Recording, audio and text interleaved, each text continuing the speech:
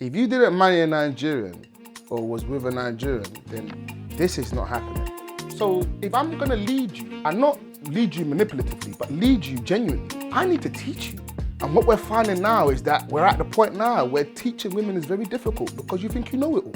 They had enough time to be able to be on the side every training session. Yeah, son, keep going. Get in there. Take the Lucozade bottle. Where was my dad? Where was my support? I needed that.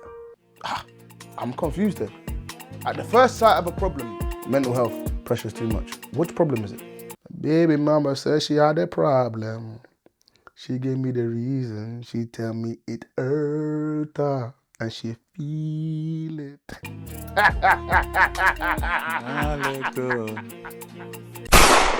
Yo. Yo. I need to think of something else. Trust me. Yo. Yo. I don't even know. You didn't give them the deep voice today? Nah, bro, my voice is deep. Anyway. You know, we're gonna bring some group chat banter. You know, someone was speaking to you about dating black women. I don't even know why this thing is even a topic. I don't know. For me, I don't know myself. I just think like, fam, date whoever you want in it. I'm not really like a person that's like big off pride because everyone's from everywhere. It is what it is, and I don't believe God just said, yeah, you have to go for this delegated group of people. What's your views on it, innit? As a black man, do you feel the pressure to date black women? Absolutely not. But I can't sit here and say that I haven't once felt the pressure. And that come from my mum. My mum, yeah, if you didn't marry a Nigerian, forget even that black, if you didn't marry a Nigerian or was with a Nigerian, then this is not happening. Let alone to talk of a white girl or let's say an Asian girl, whatever, like, just for the fact that you're not Nigerian, there's a problem. Then it was even Nigerian/white garment. You had to kind of be celestial that's the ones that you're supposed to marry because the families know each other. And culturally speaking, I get where she's coming from because if I think about it from the culture of like a London kind of format, you were better off marrying people or being involved with people that you knew from young as opposed to exploring different people purely because families know each other, you know, and there's a level of respect that you have for each other because you've seen the growth. Do you know what I'm saying? Which I can understand. As far as like them times there, yes, there was pressure. But after a while, you begin to understand that as much as I'm Nigerian, and as much as I'm celestial, and as much as I'm black, I'm also from London. I grew up with white people, Asian people. We're a multicultural society. How can you tell me that I'm going to stick to black women when I've grown up not really looking at black and white? Do you get what I'm saying? It's not really a thing. We can try to make it a thing, but the truth is, in our heart of hearts, boy, it's not really a thing. I like pounded jam and I like Sunday roast. I like lekker pie mash just as much as any other white person. Like, you know what I'm saying? What do you want me to say? Like, I like a curry. You like a bit of Chinese as I well? like a bit of Chinese as well. Hold tight, Wingwa. Hold tight, Wingwa. So, you know, them times there, it was a lot of pressure. And you know what? I can also understand from that pressure why people then turned it into a race thing. And the most important thing I would say about that is that in the one breath you can look at it as, yeah, marry your own. But on another breath you can look at it from how our parents look, well, how I believe our parents saw it, is that there's a cultural preference. Do you get what I'm saying? And I take my family, I take family, say white boy, yeah? White boy's Marjay, for him to be with a black girl, it wouldn't have really suited how they wanted things to be culturally for them. You could turn around and say, oh, she's a racist for that. But really and truly, she can't be a racist when she's feeding me every day at 7 o'clock. Every event and whatever else she's inviting me, I'm going with them. A large part of my childhood was like the exciting parts of my childhood that's not related to my mum and church and that was with G-Dot and his family. So if they were racist, why would they be having me in their homes like that? I had to look at my mum. My mum was dealing with Jamaican women, Asian women, white women, the lot. From butcher shop business with the Asians to hairdressing shop business with the Jamaicans, because they generally do hair, to dealing with school and working people caring in the white system. But for me, what she wanted was for me to marry a Nigerian. Because for her, it was a cultural preference. Do you get what I'm saying? So the idea that sometimes it can be looked at, oh, well, there's a racism in it, I get it. But some of us, well, not some of us, some of them in that time, they just preferred that we keep the cultures the same. Because when it comes time for wedding now, if you're Nigerian, we know what we're doing. If you're Nigerian and let's say Indian, well, how is this wedding gonna look? We got to now blend cultures, and sometimes the older generations don't know how to blend. We might, because we're born in London, but they're not born in London. As far as they're concerned, this is how they do things in Mumbai, this is how they do things in Lagos. What do you want to do? Beef. Cultural preference is very different from you being, well, racist. And sometimes that cultural preference can come across like you're being racist. It doesn't mean you're being racist. So if you have a white person say, I want my kids to marry a white girl, or a white dad saying, I want my daughter to marry a white man. Okay, there is a thin line, and you can call it what you want to call it, but look at it from another perspective. They probably just want their families to just stay the same. They want to have the similar type of wedding that they've known to have. They don't want to wear Ankara to a wedding. They're not on all of this, like, all your cultural stuff. They have a culture. Even though you think that the white British often don't have a culture, they have a culture. And they don't want to blend it just as much as you don't want to blend yours. Yeah. But that doesn't mean they don't like you. They still do business with black people. They're still involved with black people. You're a black person still involved with white people. Do you know what I'm saying? Like, cultural preference. So you have to be careful of that. Like, could you also see... I think there's two sides to it when it comes to our mothers anyway, because I think essentially with them it's more like the relationship they have with you, they want it to continue with their in-laws. Yeah. Type thing. And I could see the benefits to that. 100%. Culturally, yeah. But I do also see on the other side that as a British Nigerian, and the reason why I say British before Nigeria, because us man were born here. Yeah. And being Nigeria Doesn't mean here... we're any less Nigerian than you. Yeah. like I understand that for us, like, we have our own culture. Thank you very much. So, like, for me, if I say my own culture, I'm not even talking like Nigeria back home.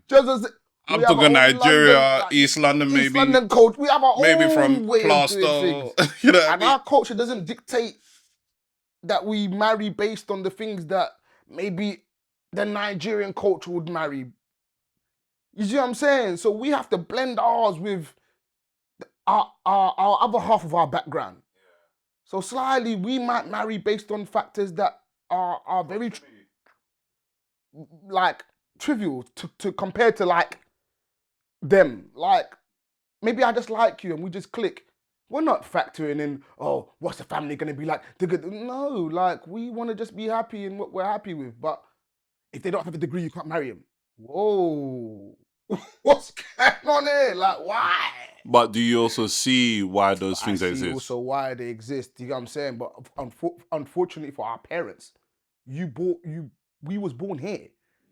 So as much as we share what you feel, it was always very hard to not like to follow through with it. I can't sit here and say that I didn't like the way Jamaican girls do what they do. What the hell are you talking about? The Caribbean family, like, Bobby was, it's nice. You can fight it all you want. I love their Sunday dinners. I love how they dance. I love how they talk, how they walk. Same thing with the white girls. No different from Asian. And unfortunately, we got to see the best of all of those. We didn't get to see the bad of it, just the best of it, because everyone's half-breed. British Asian, British African, British Caribbean.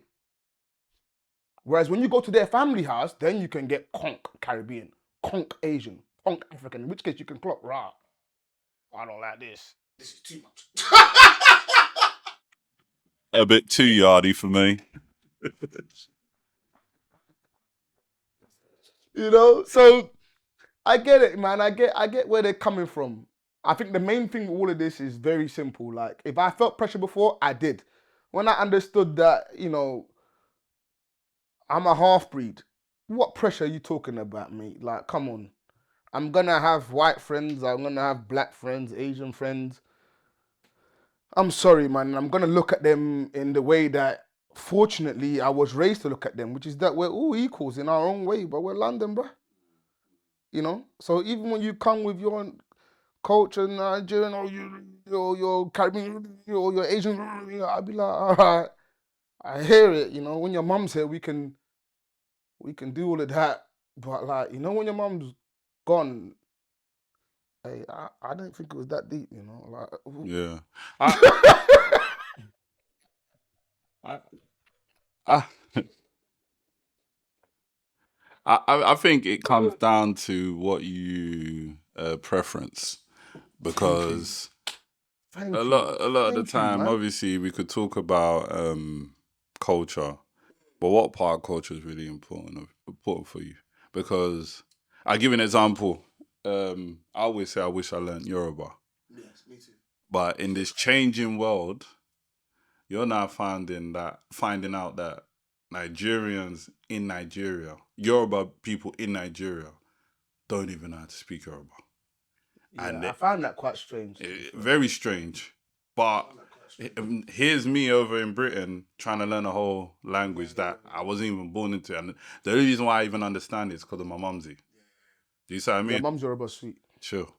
I'm just saying, you know, your mum, when she speaks Yoruba, realistically, respectfully, I've said it, Biscuit said it, we've all said it.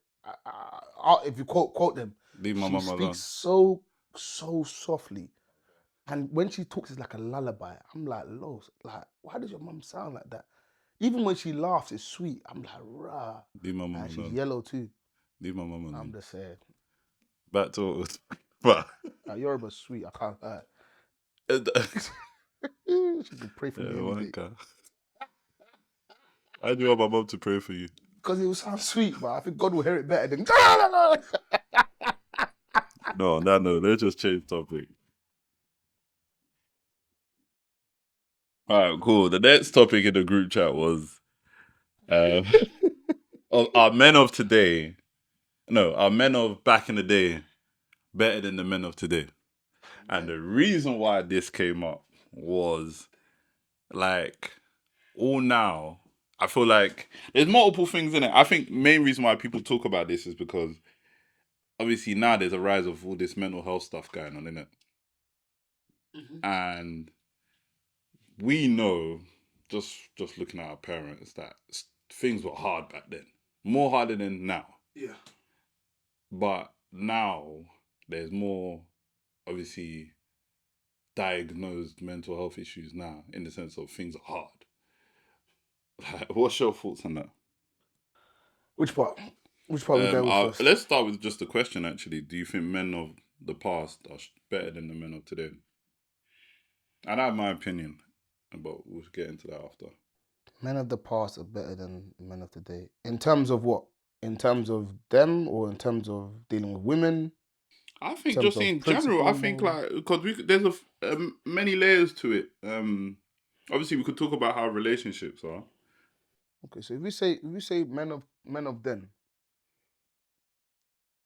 I'm gonna say they're not better, and that's purely because there was only one type then. There was one type of Nigerian man. There was one type of Asian man. There was one type of white British man. Do you get what I'm saying? There wasn't different types of men, and they all aspired to be that man.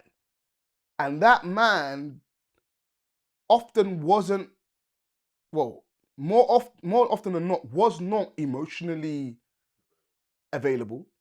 They wasn't emotionally intelligent that way. They were very emotionally manipulative. But in a good way, as far as how they saw it for that type of man, which was the provider and the protector. They didn't deal with issues and whatever else. Their whole sole focus was to be a provider and a protector.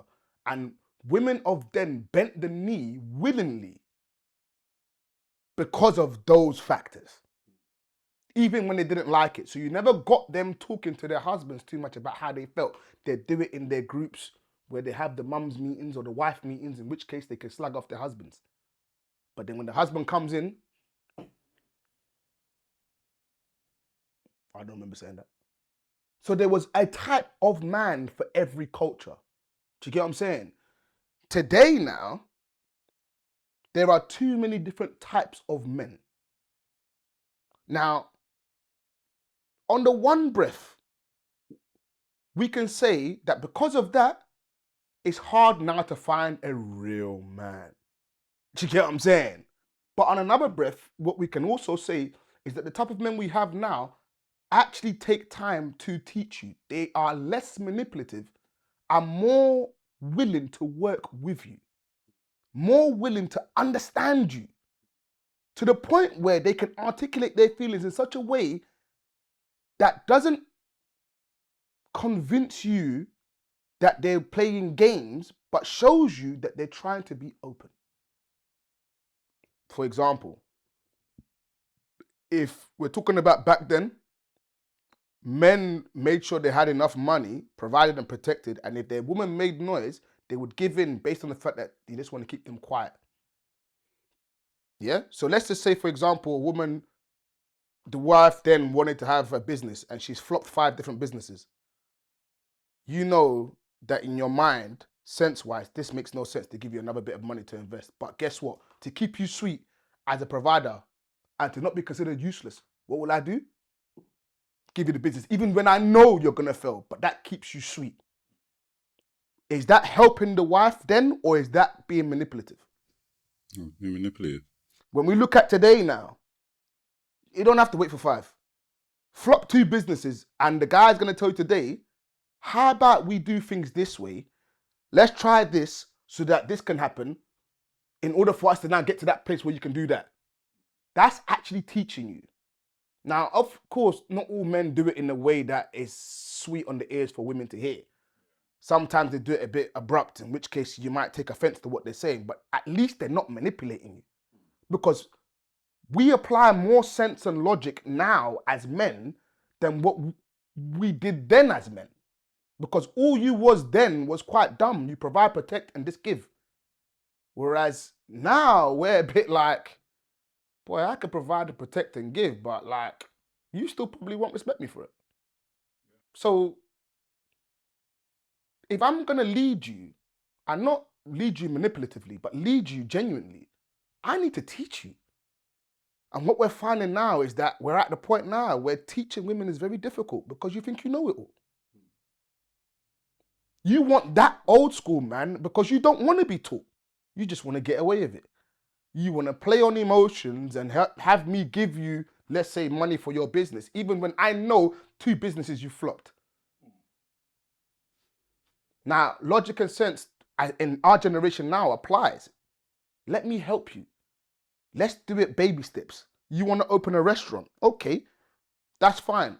How about we start a kitchen from this particular place, do the cooking from there, just do Uber Eats for now, and direct orders before we go into opening a whole restaurant. Because you don't understand the food business yet. You've never done it before. Them men there, give them the restaurant. She's going to be out of my hair. So that type of man, for some women, was wonderful. The type of men we have now, also for some women is wonderful. But for other women, they'll turn around and say, you're too emotional. Why are you so understanding? You cry more than me. Men don't cry like this. Are those men better than the men we have today? I'm gonna say no, they're not better. I think the men we have today are better. I just think we need to refine what we class as men. Their one was refined a long time ago. Provide, protect. Provide. So long as I've done that, I'm not useless. You don't understand your woman at all. You them times there, which one of them men understood their women truly? That's what it happened. You want. I give you the kids. I do this. Boom, boom, boom. Anytime you make a bit of noise, okay, take. Even when I know what I'm giving you, I don't really want to give, but just to keep you quiet. So what did I do? Did I improve you them times there, or did I manage you? I managed you then. Now, we seek to improve women, but the problem is the process to improve the woman is a bit hard because they want you to have 6 figures. They don't want to hear no improvement. They want you to just sort it out. They want to have their cake and eat it. You know what? I'm gonna stick on the point of what you said about because you provide, it doesn't mean necessarily she's gonna respect you. You know what you were saying about because you provide as a man doesn't mean she's gonna necessarily respect you. Yeah. And I think, and maybe I could be wrong. That could be part of the reason why there's women out there, not all women, but there's women out there that don't really rate when a guy makes dough and thinks he can maneuver anyhow with them. Do you get what I mean? Because they've probably seen their dad do that and they didn't really rate their dad for it. What do you think about that? Explain that to me again. In the sense of, you were saying earlier that with a man, if you provide for a woman, it doesn't always equate to them respecting you. Then or now? Then. Okay. Okay. And obviously, when I say then, you also sound that those men we're talking about are basically our dads. Yeah. So obviously, the way what their daughters will now see is that. So then they bring it into that mentality or their experience into the real world and see how us men are providing and think, I ain't even going to rate your thing. That's why men are more dynamic now in the sense of, oh, it's not enough just to make money. I got to be emotionally intelligent and da. Yeah. So even when it comes to the teaching part, now, do you feel that that's part of the reason why women are so against the whole teaching? Like they don't really listen to it? I think they're against And I'm not saying all women. You'll never speak for all women. Just making sure. Do you know what it is? It's good that you said that. I'm going to get back to that point. Don't lose that point. But this is very important. Ladies, and even guys, stop listening to guys or people who bring statistics to explain what things are for women or men generally. Like, statistics is quantifiable data. It's not accurate. Which is that I could turn around and say, based on ends, for argument's sake, that 8 out of 10 guys are going to go to prison. So if you come from this area, 8 out of 10 are going to prison. But the truth behind that really is that if you do qualitative research, you might realize that 8 out of those 10 don't have parents. Therefore, who's teaching them? The statistics doesn't prove that. The statistics just says 8 out of 10 go to prison, but there's no reason why. So when you have a conversation with someone who's talking about something like, fat girls, statistically proven, all that wannabe Andrew Tate, wannabe Kevin Samuel stuff, remind yourself that when you bring your personal experience to an overall conversation based on statistics, you're never going to win. It makes me sick, and it made me sick when I was to watch all these women argue with Kevin Samuels, RIP to Kevin Samuels, about stuff that really truly he was never going to win. Statistically proven, this is what it is. Don't have conversations with people that just bring statistics. Anyone that does, statistically, go and ask them where they did their research. Go and ask them how far their research expands. Quote and reference where that research come from. Let's actually see it. Most of them ain't doing none of that. You've heard someone say it, you've remixed it to come on camera and start talking like you know sense. You don't know sense. You're just chatting. And I think when it comes to research and stuff like that, I think people don't understand it's a pool of people that volunteered. Thank you very much. It doesn't actually prove anything because it's not the whole world. What is it? You need to be concerned about the quality of the data as well. So, Dumb. Yeah. Don't argue with no one. If someone says statistically proven, switch off. It's BS. Yeah. Yeah. Going back to your point, what was your question again? Sorry. You got me to repeat, bro. Yeah. Sorry. You was talking about Basically, because of how women have seen their father and mother relationship, do you think that's affected how women' ability to learn from men? It's always going to affect how you see it, because in actual fact, what we learn from our parents is not always what they tell us. We often learn from what we observe. A large part of our learning comes from what we observe. So if you observe your mum being cared for in a certain kind of way, what you might not be clocking is that your mum emotionally might be drowning. So by the time you've met someone that's younger than you in your generation, you're going to now look at them as not doing what in actual fact your dad's doing, but what you're not realizing is that they're doing the part that your mum didn't get, which is making sure that you're emotionally okay, as well as trying to provide. Do you get what I'm saying? Because a large part of what happened with that generation is that when you was a provider and you was a protector, you couldn't talk as a woman. Who are you talking to? You had no say. Now you have more of a say, and even now you have more of a say, and the men are still trying to provide and protect for you. You're getting a good gig. So relax. I'm not saying that all men are perfect. I'm not saying that, but what I'm saying is that when you're looking at this from how you just explained it, you need to relax. Yeah. Because what we do more now than ever is tap into emotions that really and truly are quite dangerous for men. Because we don't get trained in an emotional way. We're not designed to rely on emotions. We're designed to rely on logic and sense. So we don't operate in an emotional form. Even when we make decisions, we don't. You bring that out of us. The difference between us and, let's say, them is that when you bring that out of us, we truly care. So we might end up doing something and be like, let me look after her. When they did it, it was, let me settle her. If I do this, she's going to be okay. If I do this, I can then go to Nigeria for 4 months and go and do business. We actually seek to try and help you as we try to help ourselves. They was managing you. Now, the girls that are talking about those guys for today, they just want to be managed. I don't blame you for it. You want to have your cake and eat it. You don't want to learn. You don't want to develop. You just want to be kept. But at the same time, you want to have mouth. Yeah, so what about when it comes to the work ethic of how men are today and how men of the past were? The work ethic of how, well, their generation, and respectfully to them, they worked hard. Our generation choose to work smart. We choose to work smart, I'd like to think personally, because we want to spend more time with our loved ones. We want to be more involved. Unfortunately for them, they were in a situation where they actually worked hard just to kind of build a life that really and truly, a lot of them didn't get to fulfill. They're still trying to fulfill it to today. And what happened is that rather than raise your children, the school system raised your children. The community raised your children.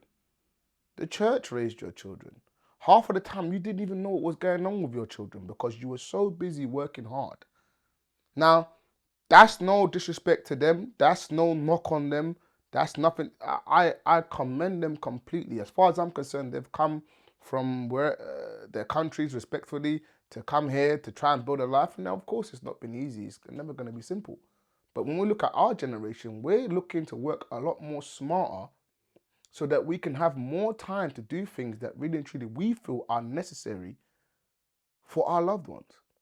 So my ability to be with my son in the way that I'm with my son is not for nothing apart from I choose to work smart. I chose to work hard because that's what I knew. That's what we all knew. And then eventually the working hard went into working smart. But it wasn't a smooth transition. It was a difficult transition. Because what you're ultimately saying is you have to change your mindset on money. They didn't change their mindset on money. Even if they made the most money, they went to go for more money so they can go and have more servants. It wasn't about having time. It was about making sure that you have a kingdom in Nigeria. Now, that kingdom in Nigeria meant that you would employ more people to raise your children and more people to do things. When really and truly, employ more people to clean up and do those things so that you can raise your child. So that you can go to a soccer game, basketball game. So you can give him the Lucozade on the side instead of someone else's dad. You know, I experienced that, unfortunately. A large part, and that's why when it comes to being from London and you say white people, black people, it's very hard for me. A large part of my childhood, take Robert Coral Cooper. If not for him and his family, his dad specifically, and his mum, you think at 18 I'm going to Bishop Stortford? How am I getting there? Playing for all these football teams, doing all these things, how am I getting there? Not at 18, like 16. How am I getting there? Who's taking me? But they have a different kind of way of what they look at. They didn't have no kingdom like maybe what my mum has, your mum or dad or other people. No, they didn't have all of that. But guess what? They had a nice little house and a nice little setup. And the way it was set was that they had enough time to be able to be on the side every training session. Yeah, son, keep going. Get in there. Take the Lucozade bottle. Where was my dad? Where was my support? I needed that.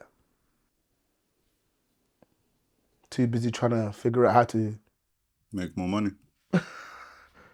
Now, respectfully, I could turn around and I could say, that's what you had to do.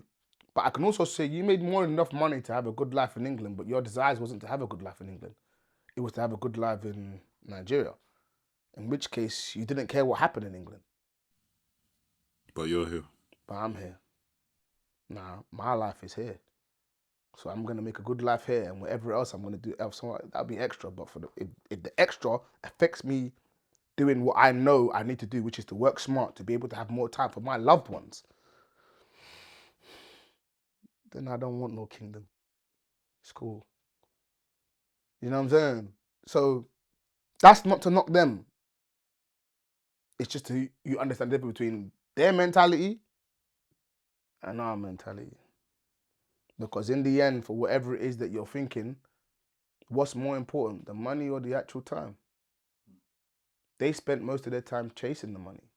We're trying to spend most of our time to ourselves, where the money chases us. Different mentality.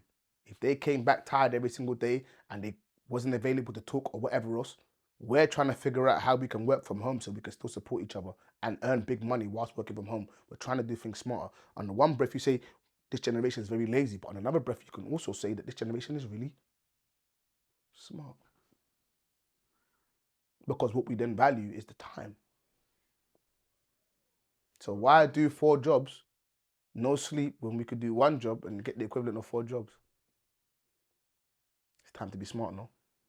Now, this mental health stuff that we're talking about and this pressure that we're talking about, the only issue I'm having with this idea of this mental health stuff is that there's people that actually have mental health issues and they need the support. And when we all start talking about we have mental health because of social media pressure or peer pressure or whatever the pressure that you're talking about, that's when I think you're taking the piss. Because the truth is the pressure that we've got is not different from the pressure that they had. And respectfully, in England, what is England asking you to do? What is England asking you to do that is so daunting, that there's so much pressure? Get a job, save, pay a mortgage, finish your mortgage. Have an enjoyment based on what you can afford and not what you can't afford. Don't let your eyes be bigger than your mouth. But for some strange reason, because there's this desire to use the money to create a lifestyle that we believe we want, but don't actually need, but we want, we now have pressure. And because we don't live up to that expectation, now we have mental health. The pressure is too much. England didn't ask you to do all of that. Them white British people you're talking about, all of that, they didn't tell you that they had to wear Dior. They was rocking K-Swiss. They didn't tell you to do all of that. They used their money in different ways. Where's all this pressure coming from? What is the pressure? Tell me. Pressure? What pressure? What pressure are we talking about? tell me.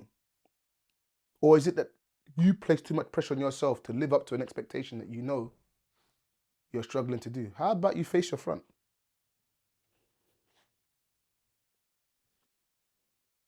What's the problem? Who told you need to have all these things to be fulfilled? Who? Who? Why is it so difficult? What? Opportunity's there, take it. What's the problem? Save your money. Stay focused. What's the problem? But they're enjoying. So, okay, they're enjoying. And when it's your time to enjoy, you will too. But you have things that you have to sort out. So you can't do it whilst you're trying to sort things out. Our parents gave us discipline, no? Is that not the discipline that we're talking about that we need to have?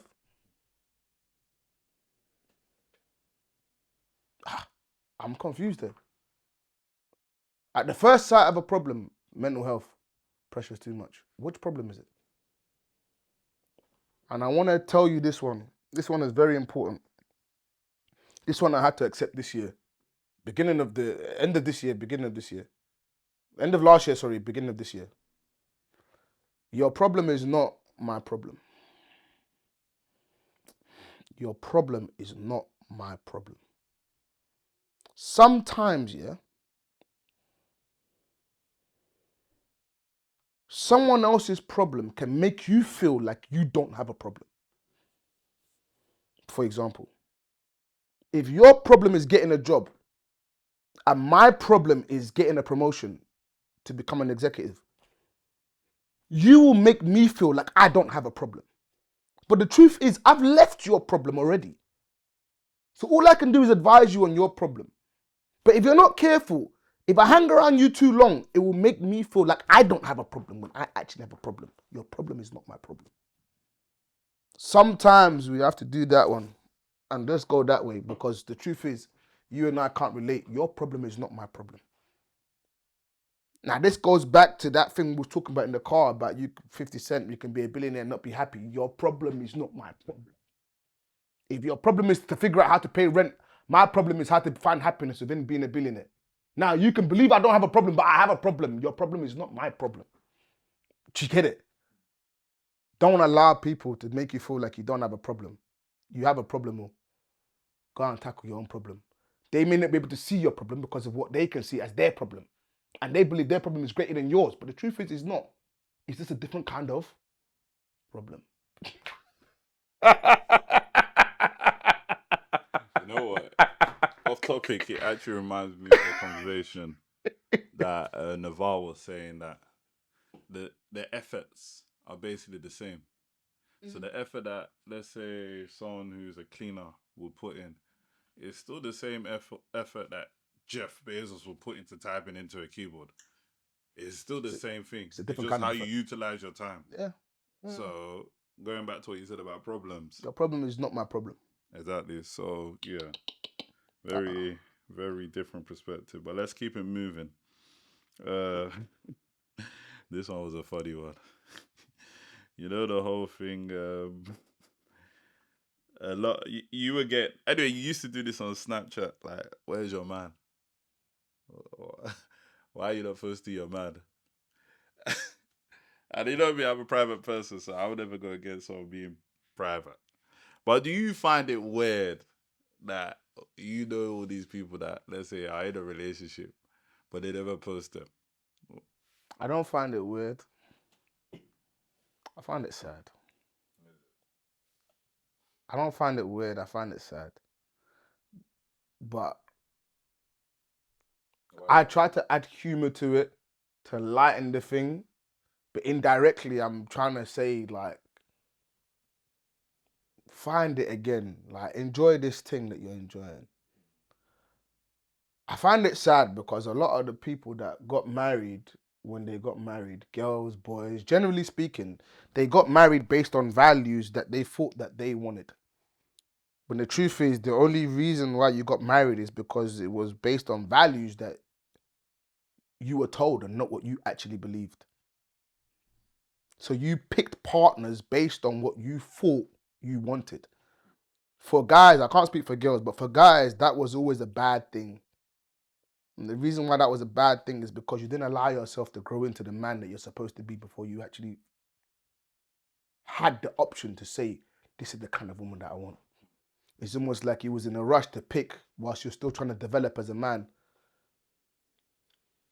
And then to think in your mind or to expect a woman to be respecting and understanding that when you don't even understand that yourself was also insane. You would always have problems with that. I think that you needed to go out on your own and truly understand what you like and who you are to know what it is that you're going to sign your life up for. And I don't think people did that. We got in relationships early based on values that we thought we wanted.